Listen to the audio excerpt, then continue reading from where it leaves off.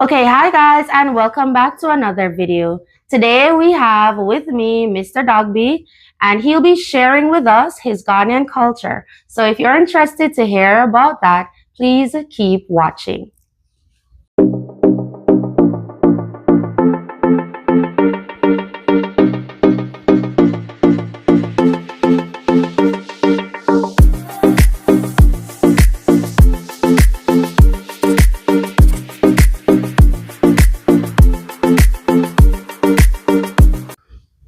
All right, guys, and welcome back.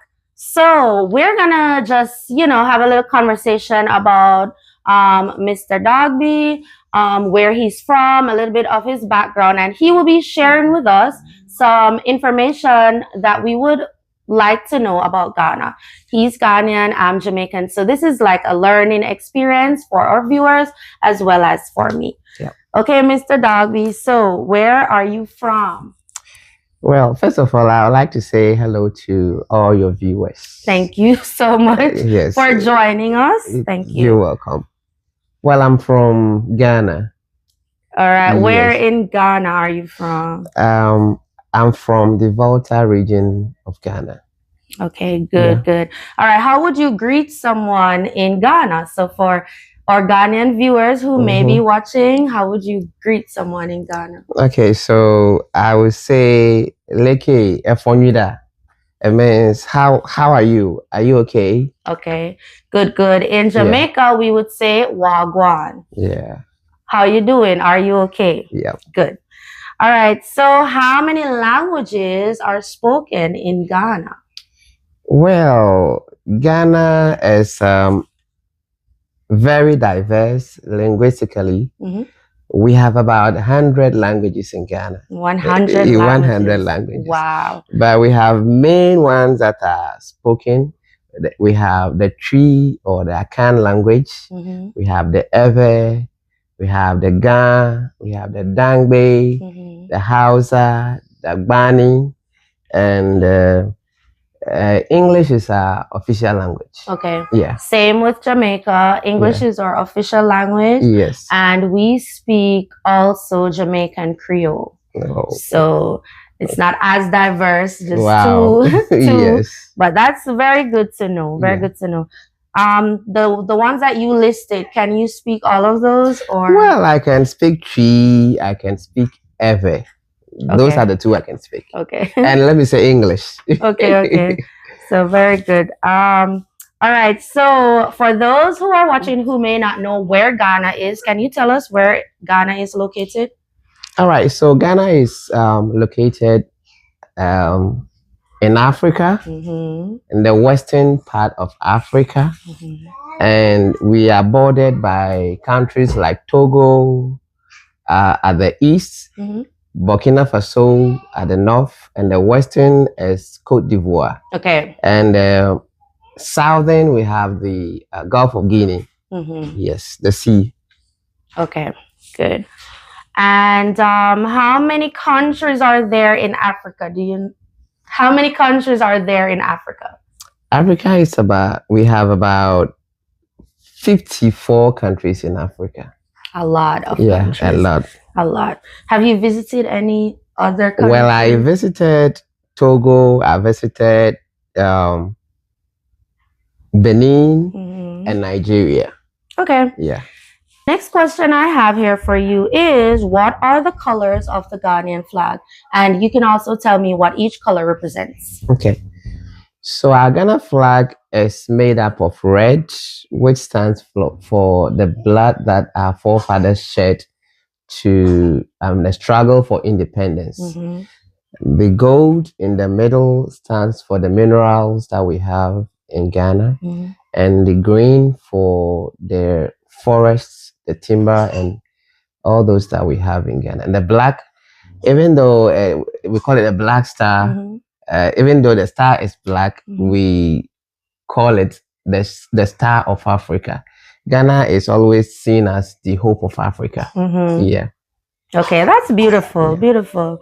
For the Jamaican flag, it's black, green, and gold. The black there represents the people and the hardship we endured in the past. The gold is for the beautiful sunshine, and the green, just like for you guys, represents the lush vegetation of our country. And I got a little fun fact here for you. Jamaica, the Jamaican flag is the only flag that does not have blue, white, or red in it. Okay. Did you know that? No. No. So fun fact for you guys who did not know that. Yes. All right. What is something about Ghana that you would want people to know? Well, I would say Ghana is the center of the earth. That's what most people don't know. Yes, Ghana, the whole world, Ghana is the center of the earth. And I would like people to come and visit the center of the earth. I love that. I love that. Very good. That's a good fun fact for us to know. All right. What are some of your favorite Ghanaian dishes? My favorite is banku and okra stew or soup. Okay. Yes. And I have tried Ghanaian food before. I've only tried two. The jollof rice, I love it. It's spicy, it's flavorful. And I've tried fufu and I like the stew. It's very tasty. Wow. Have you tried any Jamaican food? Well, I have tried the jerk meat. Yeah, yes. Jerk chicken. Jerk chicken, yes. Do you like it? Of course. It tasted just like home. I felt I like it. The spice and everything. Yes, very it good. was spicy. Good. Okay, so I would like to ask you, what was the biggest culture shock you had coming to America?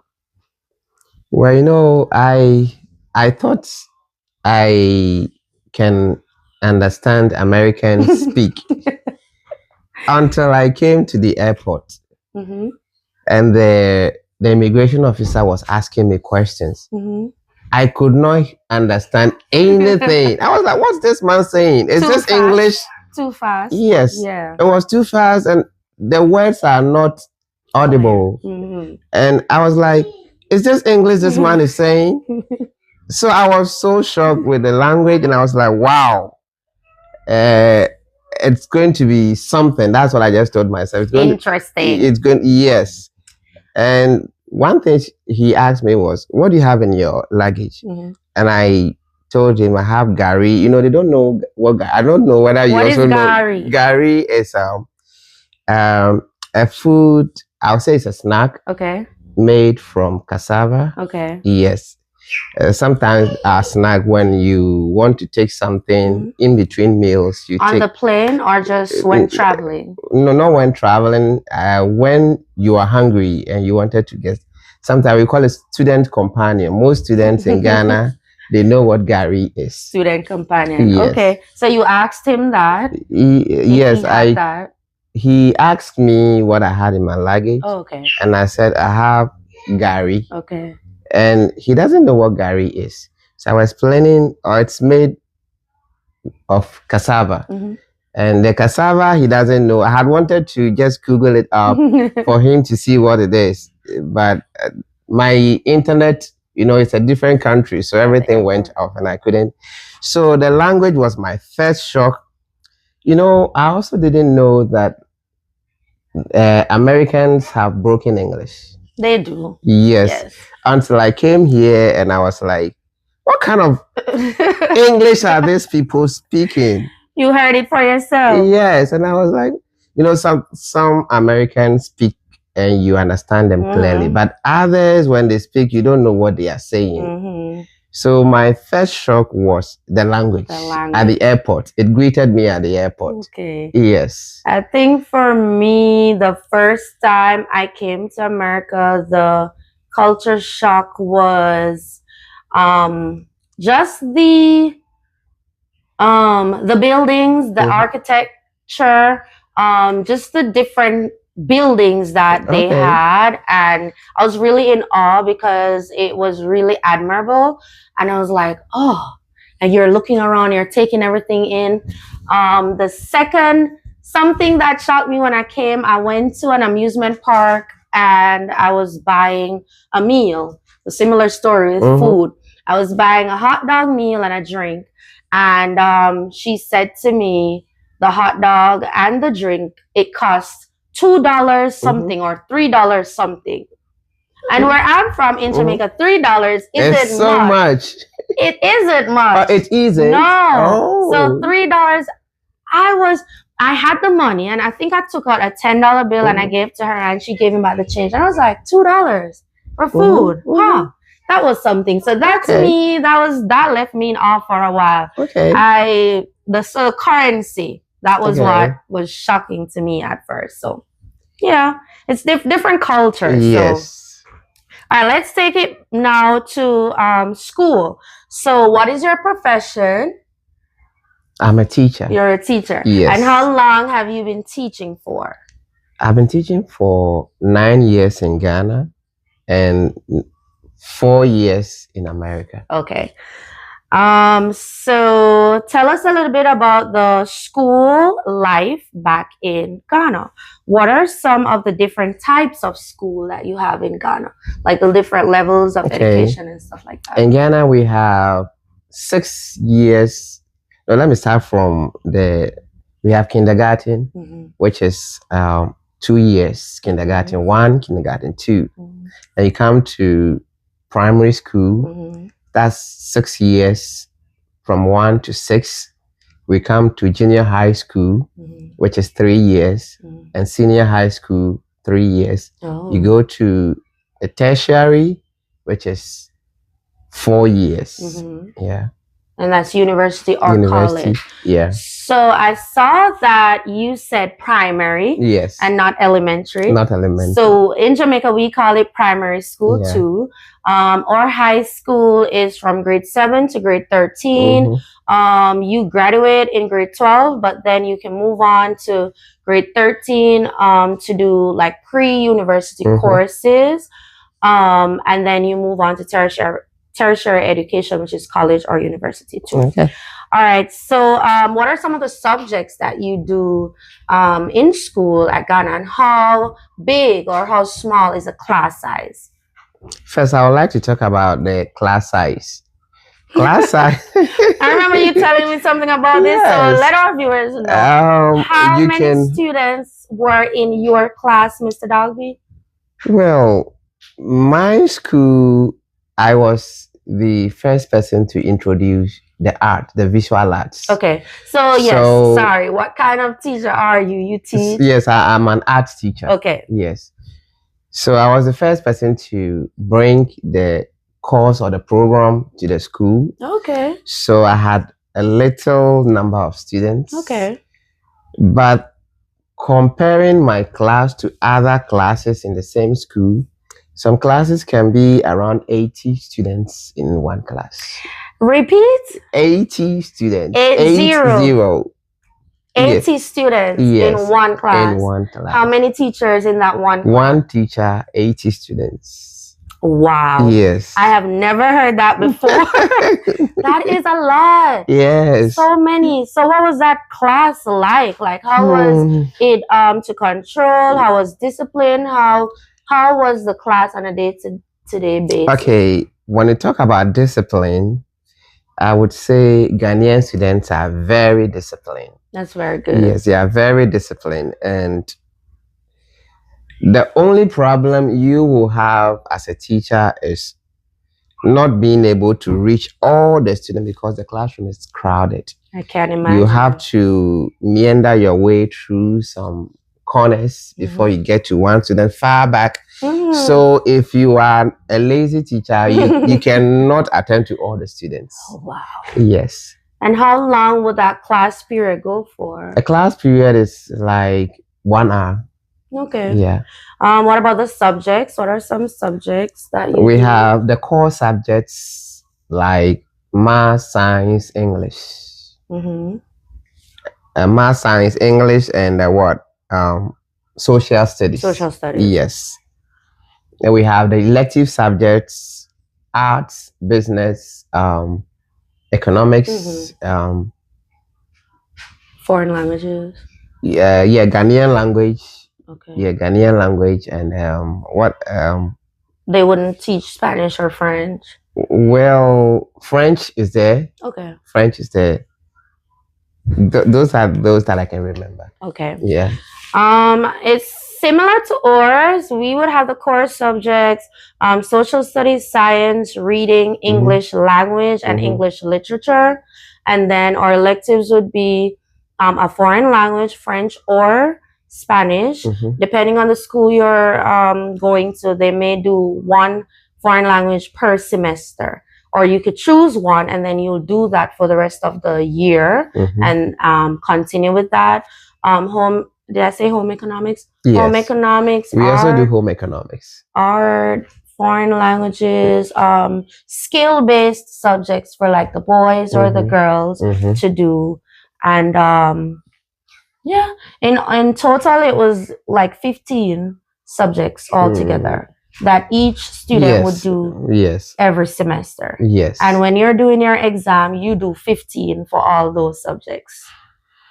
Well, in my case, we do like 15, but each student is examined on 6 of them. Oh. Yeah. Okay. All right. So what about dress, attire? What do the Ghanaian students wear to school? Ghanaian students are always in uniform. Yes. You have a prescribed attire that they wear. The ladies are not supposed to wear anything shorter above the knee. It's always below the knee. And you know, let me talk about the hairstyle. Talk about it. The hairstyle, ladies and the guys, their hairstyle is like mine. They cut it like mine. Yes, they don't grow their hair. And, you know, there was this issue not long ago in Ghana. There was a guy with dreadlocks. I was gonna ask you about dreadlocks. Yes. So a guy with dreadlocks. The guy is very bright, very intelligent, and he scored all A's in his junior high school, and he gained admission to one of the prestigious schools in Ghana. But the school refused him admission because of his dreadlocks. And it became a topical issue in Ghana. All the media, everybody's talking about it. The old school association of that school also came to speak against the boy. They said he shouldn't be admitted to the school because the school has a code of conduct, code of dressing, and so the boy should not be admitted. This thing went back and forth, and later the boy went to the court and he won, so he was admitted. So dreadlock is an issue. I'll say hairstyle is an issue in Ghana, that if you are a student in Ghana, you need to keep your hair low, either male or female. Yeah, so later, this guy, after going through the school, after attending the school for the whole, that's 3 years, he scored all A's. And he was one of the best students in the school. And recently, looks like he got admission to either Ohio or Pennsylvania University here in the US. That's lovely. Yeah. Good for him. Good for him. Funny enough, it's a similar situation with schools back in Jamaica. Our cultures seem to have similar things. So it's okay for tertiary level education for you to wear whatever hairstyles you want to wear. But as it relates to primary school and high schools, there are certain rules as it relates to uniforms too. We do wear uniform as well. The uniform has to be below your knee. For shoe, it has to be 2 inches or less. Even jewelry that you wear, it has to be a particular type and a particular size. For hair, no extensions, nothing like that. If there is something that is a medical issue, there has to be a note written and brought into the school, and then the principal would either accept or deny.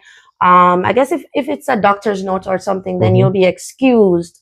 And if you are entering through the gates and you're not meeting whatever dress code, you will be sent back home to correct it.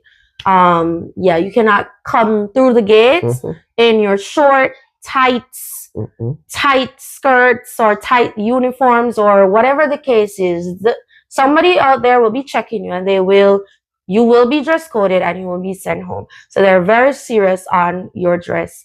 The issue with the dreads, they're Rastafarians going to school, so they would have to just make sure it's in a tam or well groomed, and it's okay for them. But I remember one issue with a particular school, a prestigious primary school, the same issue with the child. It was placed in the media. They were brought to court, and I can't recall how it ended. But, a lot of people would say send the child to another school because that is the rule of the school. Yes. And if you can't abide by the rules of a school, then just send your child to another school. But I can't recall what the outcome was, but it was a similar situation. So they really take that very serious. It's not anything goes, especially on the type of school that you go. That's true. So yeah, you just gotta work with the school's programs, True. All right. How, as it relates to discipline, what is discipline like in Ghanaian schools? One thing I would like to, I wish Americans have is the prefectorial system, where students are given responsibility to control their fellow students, be leaders among their peers. Yes. So in Ghana, we have from the classroom, we have the class prefects, and then we call it houses. Okay. House 1, house 2, house 3. Okay. Yeah. We have the house prefects. We have we have the sports prefect. Yes. We have prefects for almost every sector of the school, and the prefects. They are the people who manage, those areas. Before, if they are not able to manage, they come to the teacher. So that gave them a sense of responsibility. Yes. And the grooming starts right there, and I like that. Right. But when I came here, it's not like that. No. Yes. So one thing I will say I missed about Ghana school, it's the prefectorial system. Yeah. We have prefects at our schools too. And it starts from the class. You have what's it called again? Form prefects. Okay. Then you have a sub prefect. That's like your vice captain. Yeah. Then you have student council reps. For those who have pair issues, there would be a student council body. You would go to that meeting. Yes. Those people in charge, you talk to them about, and those would be like small issues, not big issues. Yes. Of course, the guidance counselor is there for that, but they're just school leaders that would manage certain situations before it gets to the form teacher. Then we will move in rank from there. So yes, I don't see that here much. That's true. But in my class that I'm in now, I have tried to implement that where I have leaders for group leaders, group monitors, assistant monitors. I have someone who is assigned to collect the books, to pass out homework, to collect homework, to just give them a little bit of responsibility, because it does help. We are building people to be better in the world. We are also imparting our knowledge in them, but it's not just about academics. We're also helping them to become responsible young adults as they move further into the world. All right, so let me give you an issue, and then you could tell me like what is a disciplinary action that would be for that at your school. So let's take it as simple as dress code. Someone comes in and is not properly attired. Okay, so either the school prefect or any of the school leaders can confront the student. You are not properly dressed. Do it well, or dress up well. And when he refuses or she refuses, then it goes to the teacher. Yeah. And what's the consequence for that? The consequence is the teacher will call your parents, and when you, refuse that one, to goes to the housemaster, goes to the assistant headmaster, but hardly will it travel that far because of the discipline. Right, they correct it. Yeah. For us in Jamaican schools, you would probably go to the nurse or the front office, and they would provide a different uniform for you. Or in some cases, the students would have their proper uniform in their bags. But they, or they wear their proper uniform, but then they go in their bags and take out the improper uniform, where it's very tight or short. And then if caught wearing that, then you would have to go pull out the inches that you did up, pull it down, change whatever attire you have, and get into the correct one. So that they would just do that right on spot. Yeah. You're not going through the day in that particular attire. As it relates to discipline as well, and this is just correcting bad behavior or correcting things that the school would not stand for. There are rules and you abide by the rules. And if you don't abide by the rules, what are some of the things that are done in order to bring you back in line? So I can speak to something simple as not doing your homework. I remember also when I was in high school and students did not complete homework, you will be sent to detention. You will have to do an hour after school. You will sit in that room, complete all your assignments with the teacher who was in charge of that class. And the next day you go to school, you return your assignment. But it's not a case where you're always not doing your homework, not doing your classwork, and you just continuously get zeros like that. No. At some point, there will be a stop to it. You will be placed on probation as well. And probation is just watching your progress to ensure that you get back to where you should be. Because at the end of the day, we want every child to learn and every child to be on par with what's going on. We all want the best for our students. So that child will be placed on probation. You will be given a form. You will have to take this form to all your classes. Your teachers will sign off on it to say that your behavior is good. You either have excellent, good, satisfactory, or unsatisfactory, or disruptive. And if you are a student who are constantly being disruptive, you'll be placed on probation. And you better behave yourself in that class because you need a G or an E in order to get off probation. And at the end of the day, that probation paper gets sent home to your mom or dad and they sign off on it. So it's a collaborative effort in terms of getting that child back on track to where he or she should be. So do you have anything like that in your It looks like punishment is a punishment system. We call it punishment anyway. Punishment is kind of strong, but yes. It looks like it's almost behavioral the same. Plan. But just that we don't have detention in our schools. It is either you are asked to, for example, write. I will always do my homework, the whole notebook. Lines. I remember lines too. Yes. I will do my homework. I will not talk. I will be quiet. 200 lines. 200 lines, or maybe the whole notebook get full. And you know what? After the student writes that, the next day we don't have that problem because you don't want to do that again. That's true. You just learn from it, and we don't have that problem anymore. That's true. Even if they litter the classroom, that student would be asked to because normally all the students are placed on duty. We clean up after ourselves. So we do have a custodian, but everybody turns off the lights, straighten the desks and chairs, sweep the classroom, empty the trash can. And so if you mess up the class, you would be the one who will do duty for the day. And tomorrow, you will not mess up the class because you do not want to do it again. And so sometimes the teacher can ask you alone to, clean the classroom every morning for about 2 weeks. and that one alone serves you right. Okay, please list some positive things about the American education system. What are some positives that you have noticed, and perhaps you would like the same for the education system in Ghana? Okay.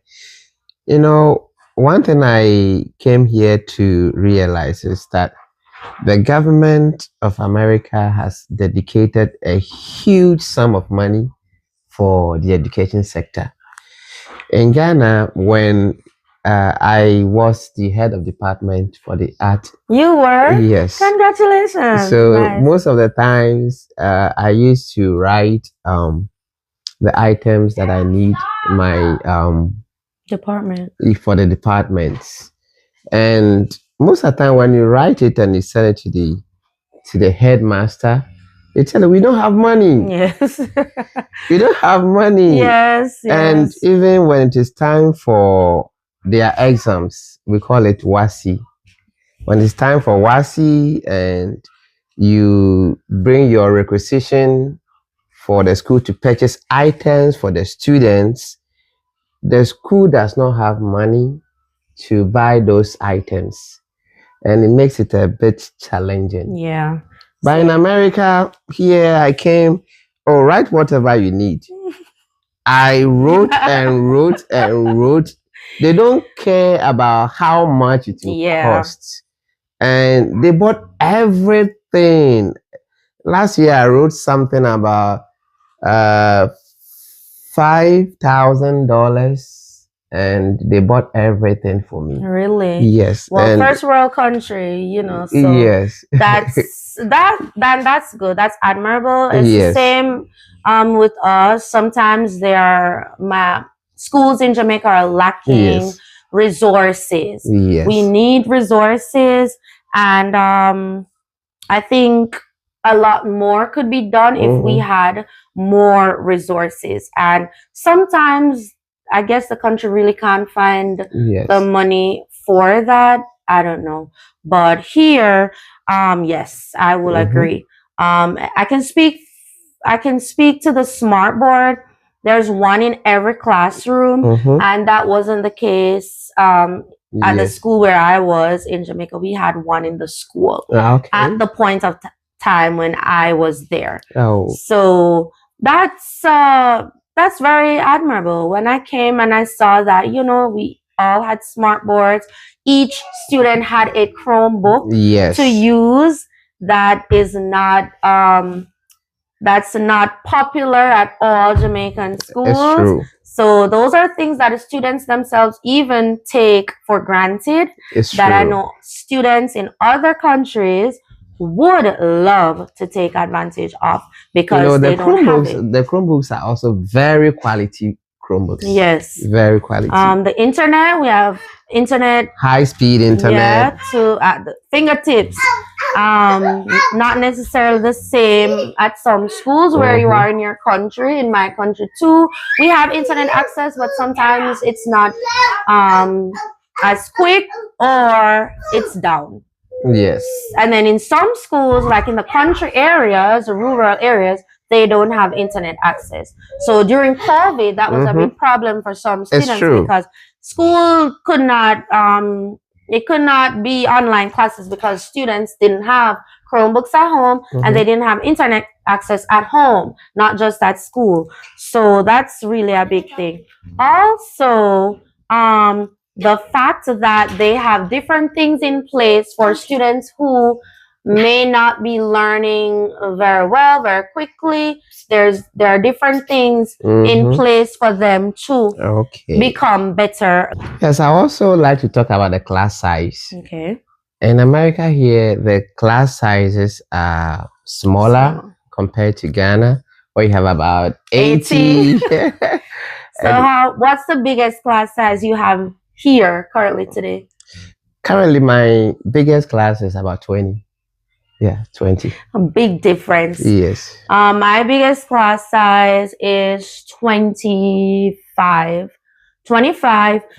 In Jamaica, while I was teaching there, the biggest class size I had at one point was 40. Oh. And usually it can range from 32 to 38. Okay. But we're streamed in our classes, brightest set to next brightest and so on. And in the top classes, there's usually more kids. So sometimes you would have 38, 36, 39, or 40. But most times it ranges from like 30 to like 36 or 38. You know, it depends on the cohort you receive that year. All right, so let me ask you, I'm sure you miss Ghana very much, huh? Yes. What is the one thing that you missed most? Or you could give me two things that you missed most about Ghana. Ghanaians, we like to joke a lot. Even something. What? Share with us. Why did I laugh now? Who's cracking up? Share with us. What? I hope you It's fine. No, keep going. It's fine. So as I said, Ghanaians, we joke a lot. I would say that in Ghana, we don't have depression. Yes, there's nothing like we make fun of everything. All right. If it's something very serious, we turn it into a joke, It's and the true. whole camp. You see, it's all over the place. It's and true. well, I missed that about Ghana. Oh. Yes. And sometimes when you are watching this social media in Ghana, something that is very, very serious, we turn it into a joke and we laugh over it. And I think I missed that about Ghana. Yeah. Yes. People not being sensitive towards everything. Yes. And, you know, even though a lot of people deal with the problems and issues differently, but yes, Jamaicans will take a bad situation, turn it into a joke. Yes. And I guess it's a remedy for some people also to laugh it off or to not take it so serious. Yes. Or okay, so I can understand that. I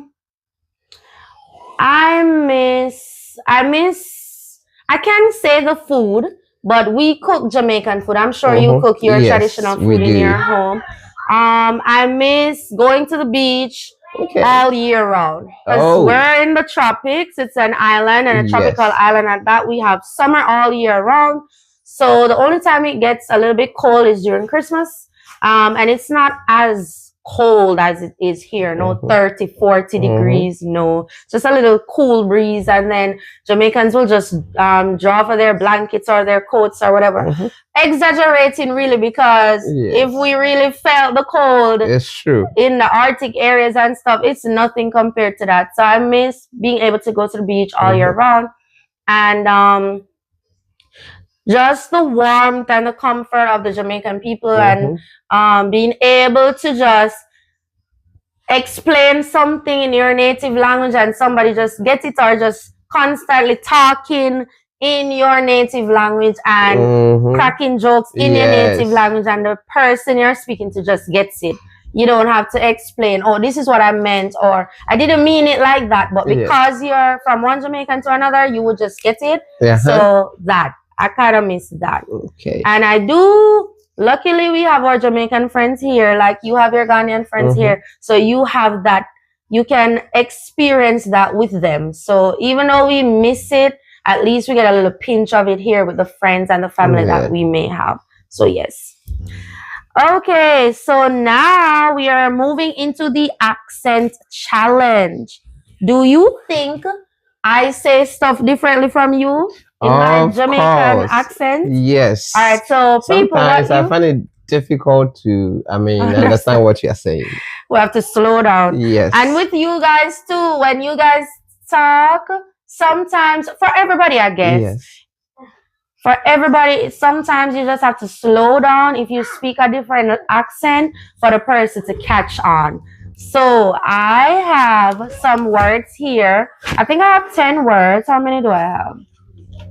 10. 10 words. And we're just going to see how Mr. Dogby, being Ghanaian, says it with his accent, and me being Jamaican, say it in my accent. So the first thing we have is pastor.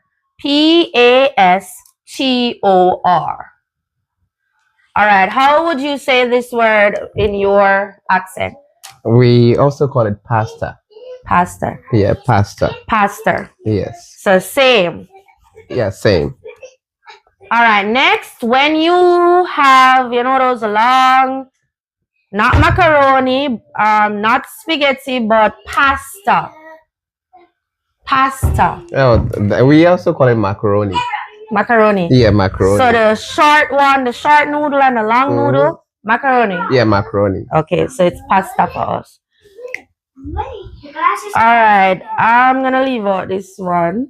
Next, Caribbean.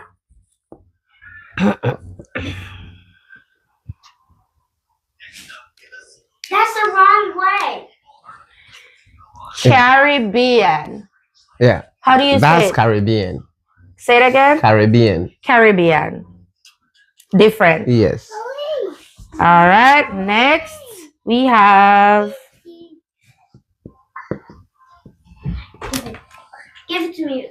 It's the wrong way. Eating. Eating. Eating. Eating. Eating. This way. It sounds similar. Are you sure? Yeah, eating. Eating. Yes, eating. What In Jamaica, we will say the Jamaican word for eating, nyam. Nam. Nyam. Oh. How you say eat in your Eating. in your language, your native Well, tongue? my native eating. Nududu. Alo enundum. Okay. Dunu. Okay. Yeah. Next, we have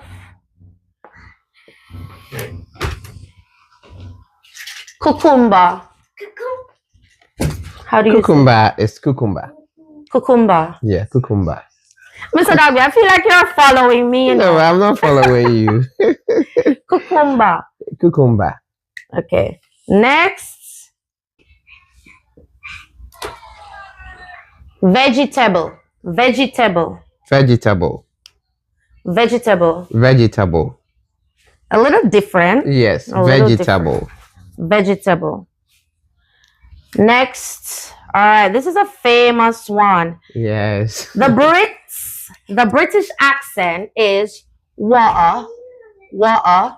And Americans say Water. water. Jamaicans say water, Ghanaians we say water. water. Yeah, water. Okay. So different pronunciations for this one. I want some water. Yes. All right. Next we have dollar. The dollar. Dollar. Dollar. Dollar. Dollar. All right. There's a Yes, difference. there's I a hear that difference. difference. And finally, the last one. This thing is so small, but it's a mischievous little thing. Mosquito. Mosquito. Mosquito. Mosquito. Alright, so that was fun. Guys, Mosquito. thank you so much for joining in. Thank you, Mr. Dogby, for passing Thank through you too. and enlightening our darkness or giving us some information about the Ghanaian culture. Guys, if you have any questions about Ghana or any questions at all you'd like to know more about or you'd like to ask, please drop in the comments and let us know, and I will be sure to answer or provide the information for you. We have come to another fun video. Thank you so much for tuning in, and I will see you guys in the next video. Please remember to like, share, and subscribe to my channel, and walk good. Keep learning. Keep learning. Life is dynamic. Explore different cultures. Try to learn about other people's countries, because that is how we learn, through vicarious experiences. We have not been to Ghana, but I'm sure we have learned so much about Ghana that it probably seems like we visited there today. Yes. So thank you so much for that. Thank you All right, too guys. for inviting me to your Channel. Yes. You are welcome. All right, guys, I will see you in the next video. Bye.